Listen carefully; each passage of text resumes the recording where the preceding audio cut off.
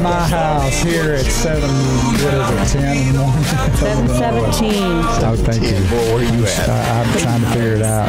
I'm over here doing a lot of different things I shouldn't be doing, but at this time in the morning. He's multitasking. But welcome back to the Bo Carver Show. Trust me, I know. And the Wheels of Justice. And right now, welcome to our house, Judge Paul Raleeh from McKinney, Collin County #1. Welcome. Thanks for having me. Good morning. I appreciate being here. You know, y'all had too much caffeine in your cups this morning, yes, I'll tell you that. Did. You sure that's caffeine? Well, hey, don't give my secret away. So I'm happy to have you here this morning so early. And tell us how long it's been that I've seen 4 o'clock in the morning. How'd you like that sunrise driving in it? I know, right? Wow, it was. We didn't even get to see the sun yet. Bo was driving again. I'm sitting there praying. You know, one of the things going on in McKinney, I noticed the old town has really gone historic and kept the charm going on. Last time I was up there, I was working on a film, American Story, and it's just like it was back 1920s. It's a wonderful. You know, they redid that entire downtown area, and I remember back in probably about the early 80s, about 8 o'clock at night, the entire downtown would shut down. I mean, there was nobody there. Now it's a hopping little environment. There's a lot of great stores, eateries, restaurants, stuff like that. It's a lot of fun down there. It really is. You know, if you haven't come to McKinney lately, y'all have to come up there. It is an amazing town with a lot of charm. But the neat thing that I noticed around the square, there is parking. Yes. Y'all have plenty of public parking. Yes. And it's free. Yeah, exactly. They tried to get a parking lot down there, and that didn't work very well. But there's still enough parking, and they got a lot of great events, and it's a really good time. So if you haven't been to McKinney lately, come on. We miss you. I know. We need your tax base. Come on up here and spend some money. Come spend some money, for God's sake, right? Come on down. The water's fine. If the mayor of McKinney's listening, you owe me for that PSA. I know. Right? Good morning, Mayor. Good morning, Sherry. She's listening also. McKinney. Can you tell us who the mayor is? Is that right? Yeah.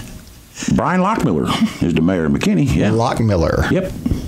I like that. I like that. Has he been there a while? He has. I think this will be the end of his term, so we'll be working on a new mayor next round. So keep growing, keep it coming, that kind of stuff. So y'all ran him off, huh? Yeah, absolutely. We've had enough. Time for a change. Get out of here.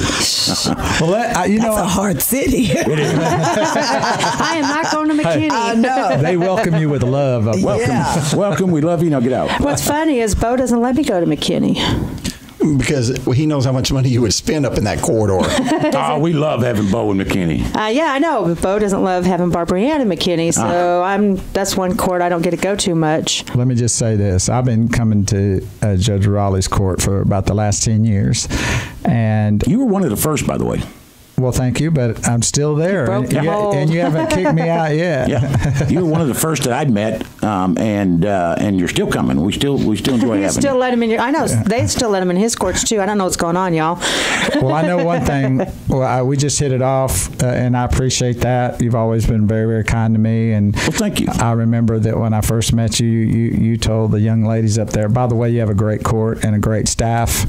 And can you tell us a little bit about that? Oh, you know what? We don't usually think of a court system as a customer service-based industry, but by God, we are. And so that's my biggest thing is, nobody comes into our courts with good news. They're being sued. They got to sue. They're not happy. But you can treat them with dignity. You can treat them with respect. You can take care of that stuff. So I've got a great staff that does that. So that's my big key is that staff is I want to be customer service friendly in a court system. Isn't that weird for government to say that? We don't use voicemail. You don't have to press 1, 2, or 3 I to can't stand that. I know, because there are a lot of courts in Dallas County that you have to press 1 for misdemeanor, 2 for it drives me nuts. What has anybody ever gone to a phone system and you had to dial 1, 2, and 3 and said, "Hey, I enjoyed this. This is fun. I know, I'm so glad I did that." I know, right? So why do we use it? And then you get the voice of, you'll have me. No, you got to press 2 for that. For McKinney, how can I help you? Yeah, you got to press 2 to get that. That's the wrong accent, Bo, but I know where you're trying to go with that. I'm not good at accents, but you know where I'm No, you're not. But anyway, I've been on the bench since 99. This is your 4th consecutive term, right? Yeah, I really, really enjoy it. I mean, it's a really, really fun job. And, the Texas Supreme Court rewrote the rules a few years ago, and I really like what they did because they kept it The People's Court. The People's Court, absolutely. They kept it to peace. I don't know if you know this, but you know where the Justice of the Peace came from? It came from Andy Griffith's show. Yeah. Are you serious? Okie. No way. No. Oh, thank you. He was pulling my legs. Oh, my God. No, Sheriff Taylor was a sheriff and a justice of the peace in the He same was everything. Hey, the Crown couldn't cover their entire territory back in the 1600s. They were too spread out. So the king appointed a well-respected member of the community to handle small disputes in the territory, and his job was to maintain the peace in the territory because the Crown couldn't be everywhere, and that's where the Justice of the Peace first originated. So those of you who got your history lesson this morning from Judge Raleeh out of Collin County, that's where it came from. Are you saying we're part of royalty? Well, yes, absolutely. Well, absolutely. I am. You didn't know. I am too. Okay, I so am. there's You're where not. your educational comes in. Doesn't he say we're sometimes educational? I don't do that anymore.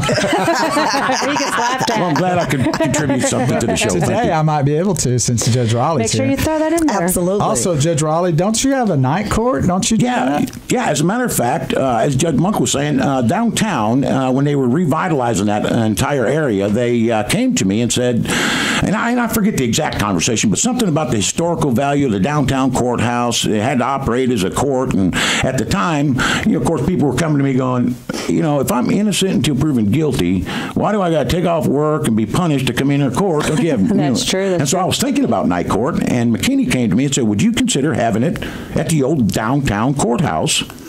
And then we can maintain our historical value, and you can have your court. So I do. Of course, I don't want to work nights. Who wants to work nights? I know. And I don't want to work days, but I can do it quarterly. There you go. So that's what I do. Quarterly, we have night court, and it's open to the public, and we do it without an additional taxpayer expense because we just hear civil cases. And So you hear civil cases, and I'm thinking this is a misdemeanor. we handpick them, so they're all pro se litigants. Okay. And they're all civil, and it's an opportunity for, like I said, the working folks to be able to come in and settle their differences in front of the court and not have to get special babysitters or take off work and stuff like that. So how many do you hear? We usually try and sit about 8 to 9 a night. So we start at 6. We're gone usually by 9. But you know how those dockets are. You set 10, they settle. By the time you come to court, you've got 6 or 7 left. So we're able to get through it pretty quick. You get your small claims at night also, or? Yeah. And I'm going to tell you something. And all you judges sitting here and in our listening audience, I don't run my court, so it's my staff. I got a great staff. It's a family. And they make me look good even sometimes when I'm not supposed to. They just do such a good job, and we're able to process a lot of people. You got that one staff member that hides under the bench and says, "No, Judge, read the book." No, but I need that. I didn't know where you were going with that at first, Whoa! Here we go, FM radio. I know we were playing footsie side of the table. She's been watching too much television. Well, I know one thing, Judge, is that the 10 years that I've been coming to see you I don't think you've had any turnover at all. I mean, your folks have been there. Shannon does a great job. She's been with you forever, hasn't she? Yeah. Not that she's old. I think she was with the county now for like 25 years. Now, she hadn't been with me that entire time. She's only 27, though. Yeah, so she exactly. Started at 7, but you started early. So this is what I learned the other day. There are 826 justice of the peace in Texas, and nobody really has a true count on how many justice court clerks there are. So if there's 826, let's just say there's 2 clerks per court. That gets us about 1,600. And in order to achieve the highest ranking of a clerk, which is master clerk, you have to take tests and you have to be certified.